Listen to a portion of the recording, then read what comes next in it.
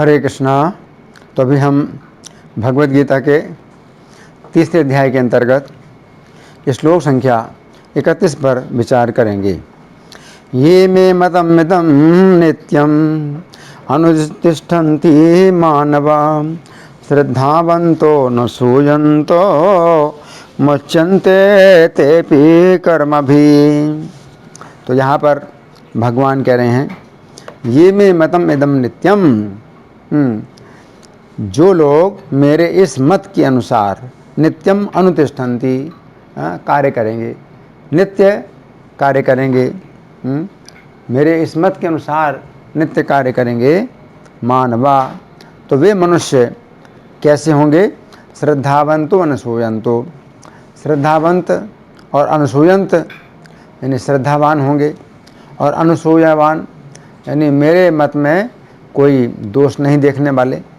मुच्यन्ते ते भी कर्म भी, तो वे भी कर्म बंधन से मुक्त हो जाएंगे। तो हम सुनेंगे प्रभुपाद तात्पर्य में क्या लिखते हैं। श्रील प्रभुपाद की जय। श्री भगवान कृष्ण का उपदेश समस्त वैदिक ज्ञान का सार है, अतः किसी अपवाद के बिना ये शाश्वत सत्य है। जिस प्रकार वेद शाश्वत हैं, उसी प्रकार कृष्ण भावनामृत का ये सत्य भी शाश्वत है। मनुष्य को चाहिए कि भगवान से ईर्ष्या किए बिना इस आदेश में दृढ़ विश्वास रखे। ऐसे अनेक दार्शनिक हैं जो भगवद गीता पर टीका रचते हैं, किंतु कृष्ण में कोई श्रद्धा नहीं रखते। वे कभी भी सकाम कर्मों के बंधन से मुक्त नहीं हो सकते। किंतु एक सामान्य पुरुष भगवान के आदेशों में दृढ़ विश्वास करके कर्म बंधन से मुक्त हो जाता है, भले ही वो इन आदेशों का ठीक से पालन ना कर पाए। कृष्ण भावनामृत के प्रारंभ में भले ही कृष्ण के आदेशों का पूर्णतया पालन ना हो पाए, किंतु चूंकि मनुष्य इस नियम से रुष्ट नहीं होता और पराजय तथा निराशा का विचार किए बिना निष्ठापूर्वक कार्य करता है, अतः वह विशुद्ध कृष्ण भावनामृत को प्राप्त होता है। तो यहाँ पर प्रभुपाद का तात्पर्य समाप्त हुआ। अब हम सुनेंगे श्री भगवान ने कहा में इस श्लोक की कैसी व्याख्या हुई है। श्लोक संख्या 1 में अर्जुन ने कहा था कि हे केशव, यदि आपके मत में कर्म की अपेक्षा बुद्धि श्रेष्ठ है, तो आप मुझे इस युद्ध रूपी घोर कर्म में क्यों लगा रहे हैं? अर्जुन के इस प्रश्न से पता चलता है कि अर्जुन ने बुद्धि और कर्म को अलग अलग समझ लिया था, जबकि भगवान ने जिस बुद्धि की चर्चा की थी वो कर्म से अलग नहीं है। जो भी हो, परंतु जहाँ तक युद्ध की बात है, पिछले श्लोक में भगवान ने स्पष्ट रूप से युद्धस्व शब्द का प्रयोग करके युद्ध करने की आज्ञा देकर अर्जुन को अपना मत स्पष्ट कर दिया। अब इस श्लोक में भगवान कह रहे हैं कि हे अर्जुन, जिस युद्ध को तुम घोर कर्म कह रहे हो, क्योंकि उस युद्ध को तुम मेरे मत के अनुसार कर रहे हो, अतः इस युद्ध में किसी प्रकार का कर्म बंधन नहीं है। इसके अतिरिक्त पिछले श्लोक में भगवान ने अपना सामान्य मत ये भी बतलाया कि प्रत्येक व्यक्ति को आध्यात्मिक चेतना के द्वारा अपने समस्त कर्म श्री कृष्ण को अर्पित करने चाहिए।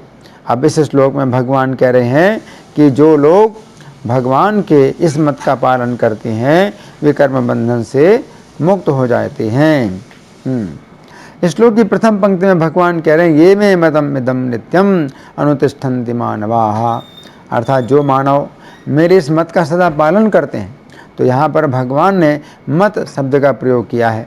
यदि हम श्लोक संख्या 1 में देखें तो हमें पता चलेगा कि अर्जुन ने मता शब्द का प्रयोग किया था, जायसी चेत कर्मणस्ते मता बुद्धिर जनार्दन, अर्थात हे जनार्दन, यदि आपके मत में कर्म की अपेक्षा बुद्धि श्रेष्ठ है, तो आप मुझे युद्ध रूपी घोर कर्म में क्यों लगा रहे हैं?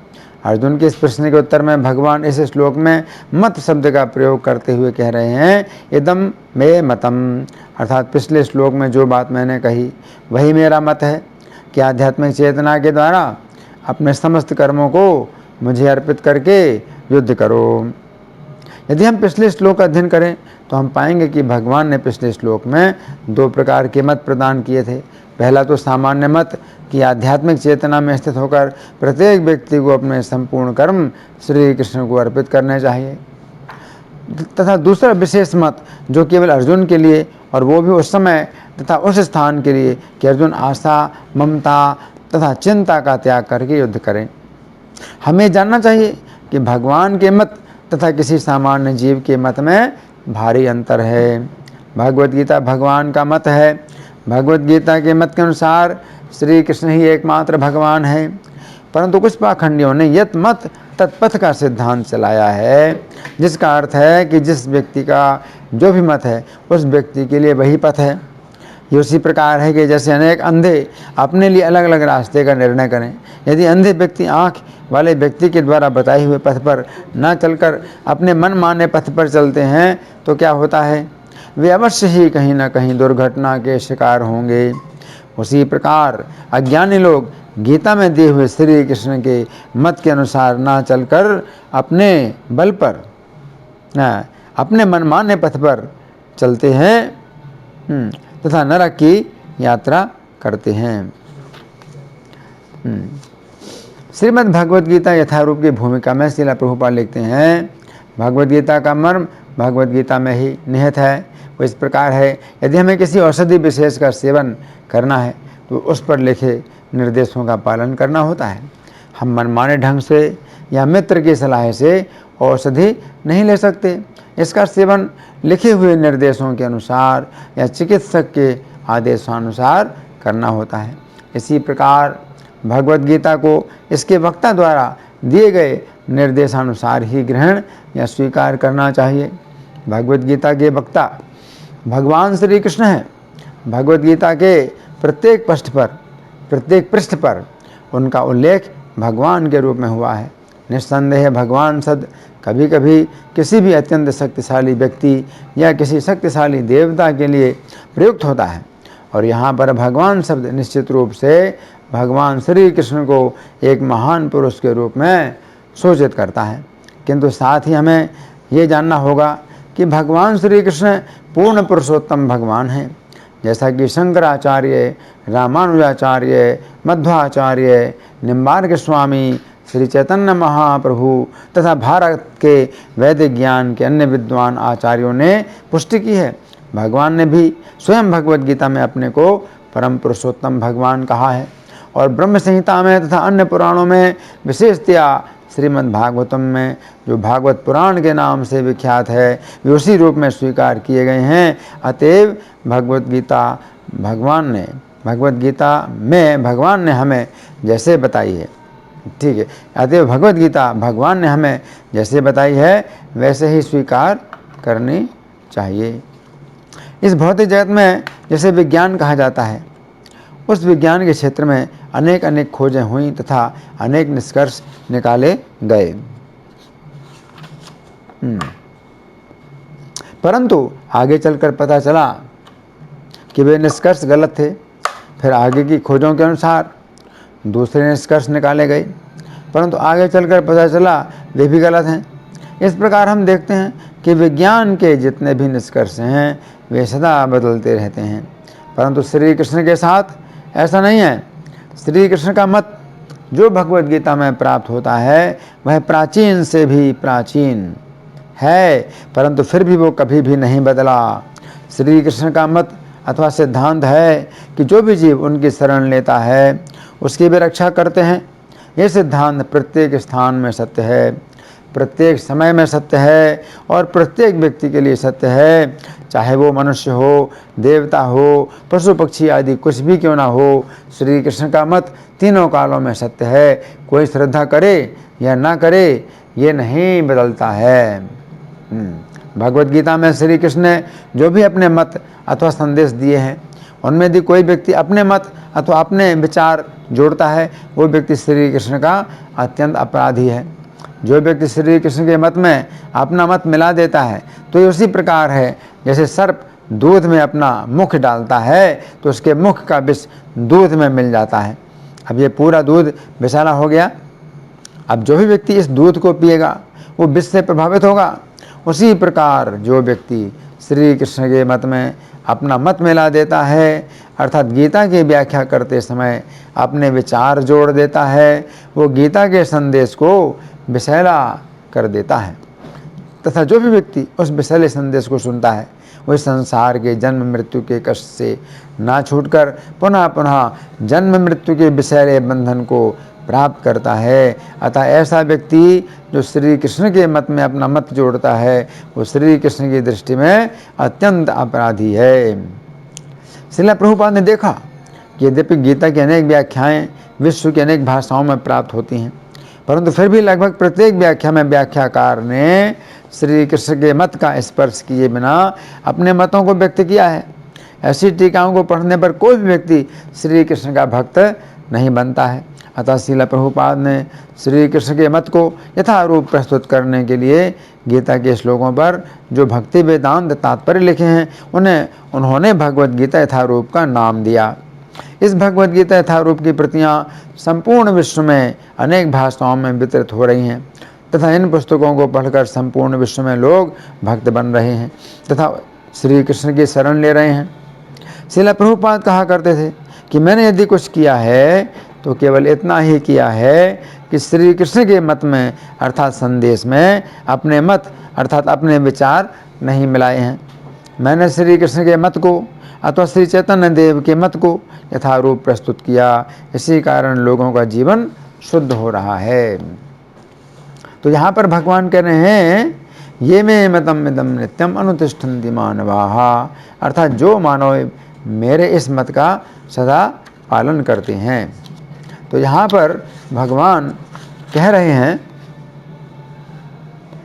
तो यहाँ पर भगवान ने अनुतिष्ठन्ति शब्द का प्रयोग किया है। अनुतिष्ठन्ति शब्द का निर्माण दो शब्दों से मिलकर हुआ है, अनु तथा तिष्ठन्ति। अनु एक उपसर्ग है जिसके अनेक अर्थों में से एक अर्थ है साथ साथ, तथा तिष्ठन्ति शब्द का अर्थ है ठहरना अथवा बैठना। इस प्रकार अनुतिष्ठन्ति शब्द का अर्थ हुआ साथ साथ ठहरना अथवा बैठना। अब यहाँ पर प्रश्न उठता है कि किस वस्तु पर साथ साथ ठहरना अथवा बैठना है। तो यहाँ पर भगवान कह रहे हैं मे मतम इदम अनुतिष्ठन्ति, अर्थात मेरे इस मत पर ही साथ साथ ठहरना अथवा बैठना है। इसका अर्थ है कि श्री कृष्ण के इस मत को छोड़कर किसी अन्य मत को स्वीकार नहीं करना है। जिस प्रकार श्री कृष्ण स्वयं अपने मत के अनुसार कर्म करते हैं, अर्थात उनका कोई कर्तव्य ना होने पर भी वे लोक संग्रह के लिए कर्म करते हैं, उसी प्रकार श्रेष्ठ मनुष्य भी लोक संग्रह के लिए कर्म करे। तो जहाँ पर भगवान तिष्ठन्ति अर्थात बैठने की बात इसलिए कर रहे हैं क्योंकि कभी कभी व्यक्ति को एक ही स्थान में ठहरने के लिए खड़े रहने के बजाय बैठना पड़ता है। यदि कोई व्यक्ति चलते चलते खड़ा हो जाता है और आगे नहीं बढ़ना चाहता है, परंतु कोई अन्य व्यक्ति उसे आगे बढ़ने के लिए खींचता है, तो उस खिंचाव से बचने के लिए वो बैठ जाता है। यदि कोई व्यक्ति बैठा हुआ है तो इसका अर्थ है कि वो चलने के लिए तैयार नहीं है। तो यहाँ पर भगवान का कहना है कि हमें श्री कृष्ण के मत के ऊपर ही बैठे रहना है, अर्थात ठहरना है। यदि कोई व्यक्ति हमें विचलित करता है कि श्री कृष्ण का मत छोड़कर आगे बढ़ो, तो हमें ऐसा नहीं करना है, बैठे ही रहना है। यदि हम खड़े होते हैं तो यह संभावना रहती है कि हम या तो स्वतः चलने लगेंगे अथवा किसी अन्य व्यक्ति के खिंचाव से आगे बढ़ेंगे। अतः श्री कृष्ण के मत पर बैठे ही रहना है। जिस प्रकार व्यक्ति किसी अच्छी नौका पर बैठकर समुद्र को पार कर लेता है, उसी प्रकार श्री कृष्ण का मत एक ऐसी नौका अथवा जलयान है जिस पर बैठकर हम इस भव समुद्र को पार कर सकते हैं। जो व्यक्ति जलयान में बैठा हुआ है उसे स्वयं चलने की आवश्यकता नहीं है। यदि वो केवल बैठा ही रहता है तो वो केवल इतने से ही समुद्र को पार कर लेता है। उसी प्रकार हमें केवल श्री कृष्ण के मत का पालन करना है, इससे हम स्वतः इस भव समुद्र को पार कर जाएंगे, अर्थात श्री कृष्ण के परम धाम में पहुंच जाएंगे। तो यहाँ पर भगवान कह रहे हैं ये मे मतम इदम नित्यम अनुतिष्ठन्ति मानवा, अर्थात जो मानवगण मेरे इस मत का पालन करते हैं उन्हें क्या पुरस्कार मिलेगा, ये बात तो भगवान आगे के शब्द में बतलाएंगे। परंतु भगवान यहाँ पर मानव शब्द का प्रयोग करके ये कहना चाहते हैं कि वही लोग मानव कहलाने के अधिकारी हैं जो श्री कृष्ण के मत के अनुसार आचरण करते हैं। जिस समय श्री कृष्ण मानवों के बीच में अवतरित होते हैं उस समय वे पूर्ण रूप से मानवों का आचरण करके धर्म का पालन करते हैं और इस प्रकार धर्म की स्थापना करते हैं जिस पर चलकर मानवगण परम कल्याण की प्राप्ति कर सकते हैं। मानव शब्द का निर्माण मनु शब्द से हुआ है। जो भी व्यक्ति मनु के वंश में उत्पन्न हुआ है वो मानव कहलाता है। ब्रह्मा जी के एक दिन में अथवा एक कल्प में 14 मनु होते हैं। प्रत्येक मनु का कार्यकाल 71 चतुर्युगी का समय होता है जिसे मनवंतर कहा जाता है। इस समय 7वें मनु चल रहे हैं जो विवस्वान अर्थात सूर्यदेव के पुत्र होने के कारण वैवस्वत मनु कहलाते हैं। तो श्रीमद् भागवत के 5वें स्कंद के 18वें अध्याय में वर्णन आता है कि जम्बू द्वीप के 9 वर्षों में से एक रम्यक वर्ष है जिसमें वैवस्वत मनु अभी भी निवास करते हैं तथा वे वहाँ पर भगवान के मत्स्यावतार की शुद्ध भक्ति में लगे हुए हैं। वे भगवान की स्तुति इस प्रकार करते हैं, हे ईश्वर, जिस प्रकार नट कठपुतली को तथा पति अपनी पत्नी को बस में रखता है उसी प्रकार आप इस ब्रह्मांड के समस्त जीवात्माओं को, चाहे वे ब्राह्मण हो या क्षत्रिय, वैश्य अथवा शूद्र, अपने बस में रखते हैं। यद्यपि आप जन जन के हृदयों के भीतर परम साक्षी के रूप में और उनके बाहर भी निवास करते हैं, किंतु समाज, जाति तथा देश के तथाकथित नेता आपको समझ नहीं पाते। केवल वैदिक मंत्रों की स्वर लहरियों को सुनने वाले ही आपको जान पाते हैं। हे ईश्वर, इस ब्रह्मांड के बड़े बड़े लोकपाल यथा ब्रह्मा तथा अन्य देवताओं से लेकर इस संसार के राजनीतिक नेताओं तक सभी आपके प्रति ईर्ष्यालु हैं, किंतु आपकी सहायता के बिना वे ना तो पृथक पृथक और न ही सम्मिलित रूप से इस ब्रह्मांड के असंख्य जीवों का पालन कर सकते हैं। आप समस्त मनुष्यों, पशुओं तथा समस्त वनस्पतियों, रेंगने वाले जीवों, पक्षियों, पर्वतों तथा अन्य जो कुछ भी दिखाई पड़ता है सभी के एकमात्र पालक हैं। इस प्रकार भगवान मानव शब्द का प्रयोग करके हमें संकेत कर रहे हैं कि चूँकि हम मनु के संतान हैं अतः हमें भी मनु के चरण चिन्हों पर चलते हुए श्री कृष्ण का गुणगान करना चाहिए।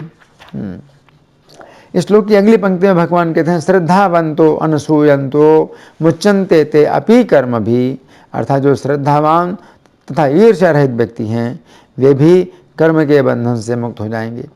अपि शब्द का अर्थ है भी।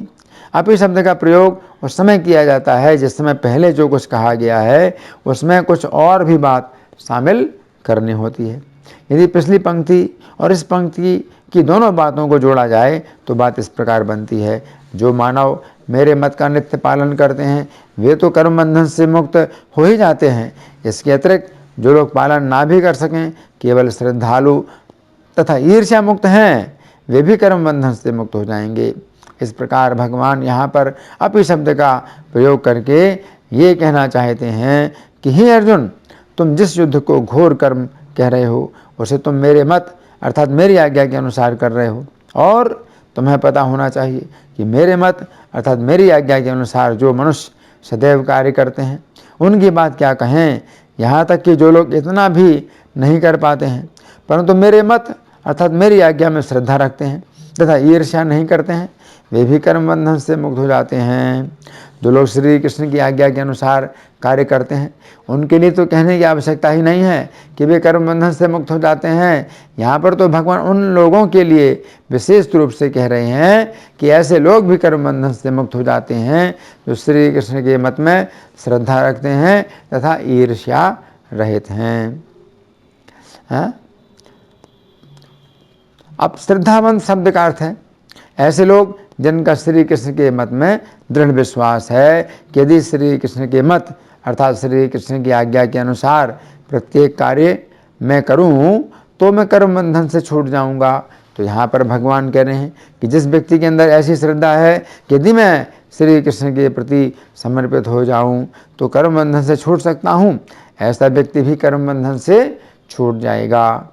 अब यहाँ पर प्रश्न उठता है कि यदि किसी व्यक्ति के अंदर ऐसी श्रद्धा है कि वो श्री कृष्ण के मत अर्थात उनकी आज्ञा के अनुसार कार्य करने से कर्म बंधन से मुक्त हो जाएगा, तो क्या कारण है कि वो ऐसा नहीं करता है। इस प्रश्न का उत्तर ये है कि उसके अंदर तीव्र इच्छा रहती है कि वो श्री कृष्ण की आज्ञा के अनुसार कार्य करे, परंतु ऐसे अनेक कारण हो सकते हैं कि वो ऐसा नहीं कर पाता है, या तो उसे कृष्ण भावना भावित भक्तों का संग नहीं मिल रहा है, अथवा उसके परिवार के लोग विरोधी हैं, अथवा वो पूर्व जन्म के कर्मों के कारण पाप पूर्ण स्थिति में फंसा हुआ है। जो भी हो, उसकी व्यवस्था को श्री कृष्ण जानते हैं। वो श्री कृष्ण से अनेक प्रकार की प्रार्थनाएं करता है कि उसे कृष्ण भावना भावित होने का अवसर प्राप्त हो। वो प्रार्थना करता है कि हे श्री कृष्ण, मैं जन्म मृत्यु के बंधन में डालने वाले विषयों में ही सदा रमण करता हूँ। मेरा मन सत्संग में कभी नहीं लगता है, मेरे अंदर पुण्य का लेस मात्र भी नहीं है। अतः हे नाथ, मेरे आचरण पर दृष्टि न डालें। हे मुकुंद, मेरा ऐसा विशाल सौभाग्य कहाँ जो मैं आपकी कृपा प्राप्त कर सकूं। फिर भी आप दया सागर हैं, अतः मुझ पर भी कृपा कीजिए। मुझको दुर्गुणों का किला समझकर सज्जनों ने मेरी ओर से अपनी मति फेर ली। वे मुझे तृण की तरह समझते हैं, इसलिए हे श्री कृष्ण, मेरी रक्षा के लिए आप मेरी ओर अपना कृपा कटाक्ष डाल दीजिए। जो अभागे और दरिद्री हैं, उनके प्रति आपकी दयालुता प्रसिद्ध है। हे मुकुंद, तब इस मंदमती की आप निंदा क्यों करते हैं? अपनी दया के कारण इस दीन को आनंदित कीजिए। तो यहाँ पर भगवान कह रहे हैं, श्रद्धावंतो अनसूयंतो मुच्यन्ते ते अभिकर्म भी, अर्थात जो श्रद्धावान और ईर्ष्या रहित हैं वे भी कर्म बंधन से मुक्त हो जाते हैं। तो यहाँ पर भगवान कर्म बंधन से छूटने के लिए दो योग्यताओं का वर्णन कर रहे हैं। पहला श्रद्धावंतः और दूसरा अनसूयंतः। इन दो प्रकार की योग्यताओं में से पहली प्रकार की योग्यता की तो हम चर्चा कर चुके हैं। अब हम यहाँ पर दूसरी प्रकार की योग्यता की चर्चा करेंगे। अनसूयंतः शब्द दो शब्दों से मिलकर बना है, अन तथा असूयंतः। अन शब्द का अर्थ है नहीं, तथा असूयंतः शब्द के तीन अर्थ हैं, निंदा करना, दूसरा क्रोध करना और तीसरा दोष देखना। इस प्रकार अनसूयंतः शब्द के तीन अर्थ हुए, निंदा नहीं करना, दूसरा क्रोध नहीं करना और तीसरा दोष नहीं देखना। तो यहाँ पर भगवान कह रहे हैं कि जो श्री कृष्ण के मत की निंदा नहीं करता है वो कर्म बंधन से मुक्त हो जाता है। इसका अर्थ यह भी है कि वो श्री कृष्ण की निंदा करने वालों का विरोध भी करता है। गर्ग संहिता के अश्वमेध खंड अध्याय 3 में वर्णन आता है कि जिस समय श्री कृष्ण की आज्ञा से अनिरुद्ध जी महाराज उग्रसेन के द्वारा छोड़े हुए अश्वमेध यज्ञ के घोड़े के पीछे यादवों की सेना लेकर जा रहे थे, उस समय उपलंका में रहने वाले बलबल नामक असुर ने उस घोड़े को पकड़ लिया। ऐसी स्थिति में मैदानों ने बलबल को समझाया कि श्री कृष्ण के आश्रित रहने वाले यादव लोग अत्यंत बलवान हैं, अतः उनसे विरोध न करते हुए हमें इस घोड़े को वापस कर देना चाहिए। मैदानों की इस बात पर बलबल श्री कृष्ण की निंदा करता हुआ बोला, अब मैं यादवों को शीघ्र मार डालने के लिए रणभूमि में जाऊंगा, तुम अपने घर में छिप कर बैठो।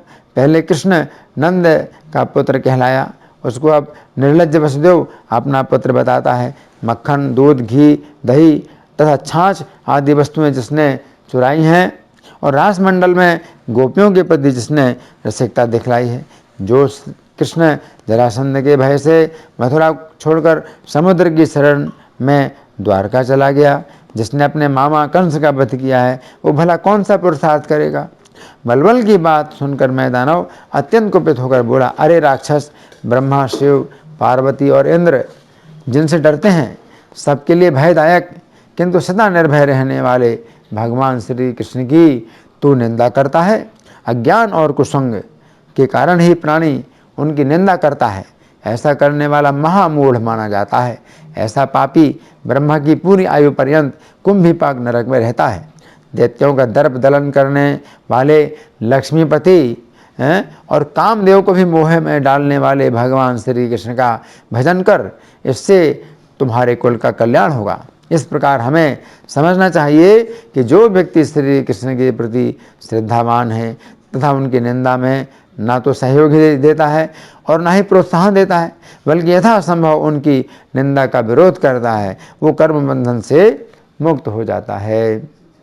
अब क्रोध नहीं करना दूसरा अर्थ है अनसूयंता का, क्रोध नहीं करना। तो यहाँ पर भगवान कह रहे हैं कि जो व्यक्ति श्री कृष्ण के मत के अर्थात उनकी आज्ञा के प्रति क्रोध नहीं करता है वो कर्म बंधन से मुक्त हो जाता है। श्री चैतन्य भागवत के मध्य खंड के 13वें अध्याय में वर्णन है कि जिस समय भगवान चैतन्य ने नित्यानंद प्रभु तथा श्री हरिदास ठाकुर को आज्ञा दी कि वे घर घर जाकर लोगों से श्री कृष्ण का नाम बुलवाएं। उस समय प्रभु की आज्ञा को सिरोधार्य करके श्री नित्यानंद और हरिदास जी नगर की ओर चल पड़े और घर घर घूमते हुए यही भिक्षा मांगने लगे कि भाइयों, कृष्ण बोलो, कृष्ण गाओ और कृष्ण को भजो। कृष्ण ही प्राण है, कृष्ण ही धन है, कृष्ण ही जीवन है। ऐसी स्थिति में जो सज्जन होते थे वे तो बड़ा सुख पाते, परंतु जो दो जन होते वे कहते मंत्र दोष के कारण ये दोनों जन पागल हो गए हैं। कोई कहता ये दोनों कहीं चोरों के चर तो नहीं है, इस बहाने घर घर देखते फिरते हूँ, अवश्य ही ये पाखंडी हैं।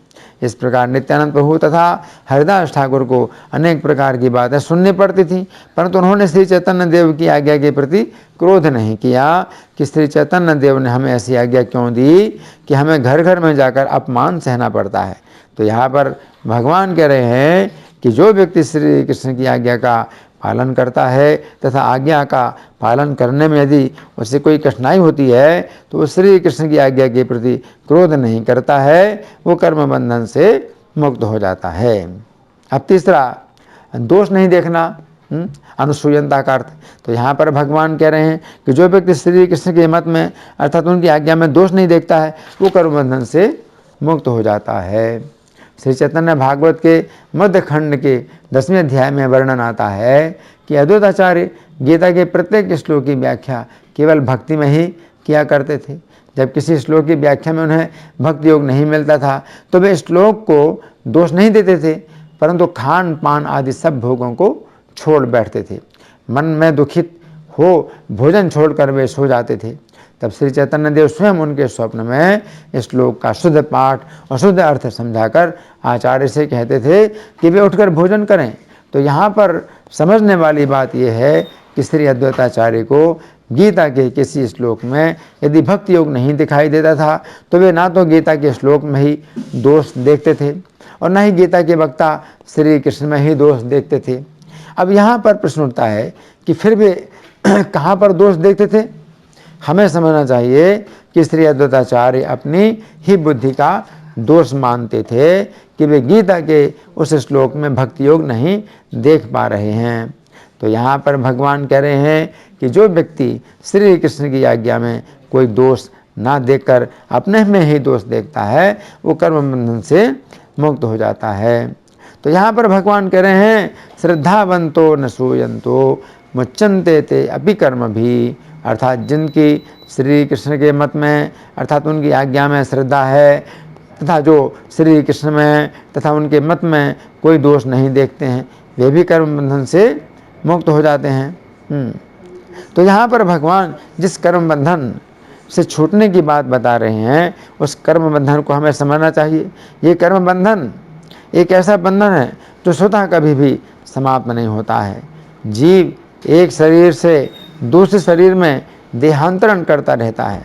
जिस समय जीव माता के गर्भ में होता है उस समय शरीर का पूर्ण विकास होने पर उसको स्मरण शक्ति प्राप्त होती है और वो गर्भ के अंदर दुख का अनुभव करने लगता है। वो सोचने लगता है मैंने अब तक हजारों योनियों में अनेकों बार चक्कर लगाया, इस समय अभी अभी जन्म ले रहा हूँ, अतः इस जन्म में भी वो कल्याणकारी कार्य करूँगा जिससे मुझे फिर गर्भ में न आना पड़े। मैं यहाँ से निकलने पर कर्म बंधन की निवृत्ति करने वाले उत्तम ज्ञान को प्राप्त करने का प्रयत्न करूँगा।